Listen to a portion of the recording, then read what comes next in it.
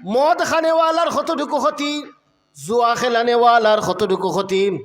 আজকের এই সমাজের মধ্যে এই সমস্ত আলোচনা কমে গেছে, অথচ খুব বেশি জরুর আছে। মদ আর জুয়ার ব্যাপারে আমরা হুরু থাকতে বহুত ওয়াজ শুনতাম, এখন এটা ওয়াজ হয় না, এই সমস্ত আলোচনা হয় না। অথচ পরিসংখ্যান দেখলাম 2007 পর্যন্ত, আমরার বাল্যকাল পর্যন্ত দেখলাম বাংলাদেশও মধুরী অকলর সংখ্যা, মাদক আসক্তি ব্যক্তি অকলর সংখ্যা হাজারের কুটাত আছে, কয়েক হাজার মানুষ। কিন্তু এটা বাড়িতে বাড়িতে বাড়িতে বাড়িতে এখন আর হাজার নাই, 1 লাখ 2 লাখের ব্যাপার নাই, বরং ইটা হয়ে গেছে। এক পরিসংখ্যান অনুযায়ী দেখলাম বাংলাদেশও বর্তমানে মাদকাসক্ত ব্যক্তি হই লাগি 85 লক্ষ মানুষ। নাউজুবিল্লাহ। 1-2 হাজার যে সময় আসলাম, 10,000 20,000 মানুষ যখন সারা বাংলাদেশে মাদকাসক্ত আসলা, তখনও বহুত তফসির আফসির ইত্যাদি চলতো, ওয়াজ নসিহত চলতো, আমরার আকাবির হলে আমরারে সতর্ক করিয়া গেছলা। পরবর্তীতে আলোচনা কমি যাওয়ার বাদে এবং এটার আলোচনা কমিয়া আর মাদক আসক্তি বাড়িতে বাড়িতে বর্তমানে বাংলাদেশের সংখ্যা, বাংলাদেশের আজকু কি সংখ্যা আমি কইতাম পারতাম না। আমি যে পরিসংখ্যান দেখছি আপনারাও তুকিয়া দেখবা, এটা ই বছরের নাই, ই মাসের নাই, গত বছরের এপ্রিল মাসের একটা রিপোর্ট দিছে। এই সময় বাংলাদেশের পরিসংখ্যান অনুযায়ী প্রায় 85 লক্ষ মানুষ, 85 লক্ষ মানুষ খালি মদ এক ফুটা খাইছে নিরে নাই, তাই মোটামুটি মাদক অ্যাক্টিভ এবং মাদক আসক্ত, মাদকের মধ্যে তাই ডুবি গেছে। যে বেমার হাজার পর্যন্ত থাকলেও আলোচনার যোগ্য, এই বেমার যখন লাখ লাখ কোটির খান্দাত লই লিছে, এখন কতটুকু আমরা আলোচনা এবং সচেতনতা জরুরি।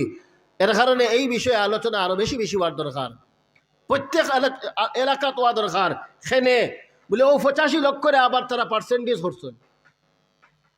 এই 85 লক্ষ মানুষের মধ্যে দুঃখজনক সত্য হইল গিয়া প্রায় 40% মানুষ হইলা গিয়া অশিক্ষিত, কিন্তু বাদ বাকি সারা হইলা গিয়ে শিক্ষিত যুবক হল। নাউজুবিল্লাহ। শিক্ষিত যুবক হল, যারা শিক্ষা গ্রহণ করছে, মোটামুটি বালা ডিগ্রি অর্জন করছে, বালা ডিগ্রি অর্জন করার বাদে আজকের যুবক হল মাদকাসক্ত হই দিরা। ইটা ফায়দা জানেন না, ইটা ক্ষতিও জানেন না।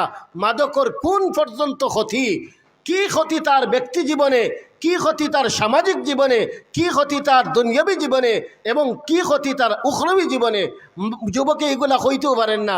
অনেকে জানিয়াও আমল করেন না, আর বেশিরভাগ হইলে কি অজানা অবস্থা।